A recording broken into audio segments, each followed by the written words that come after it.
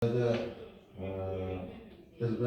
ayol tadbirkorlar yangi kredit pasporti chiqishi bo'yicha ma'lumot berishimiz kerak.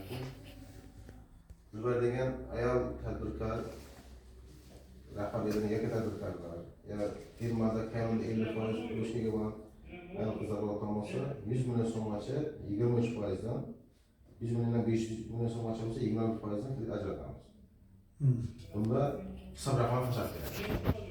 Bizning firma kerak bo'ladi. O'zimiz hisob raqami hisob beramiz.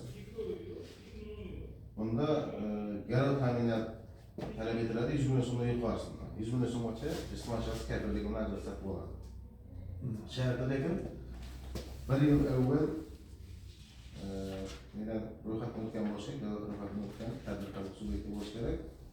Shuni 6 oy davomida qaysi oy ekani shartnoma shu 1 yilda 6 oy davomida hisob raqamini pul aylanmasiga ega bo'ladi.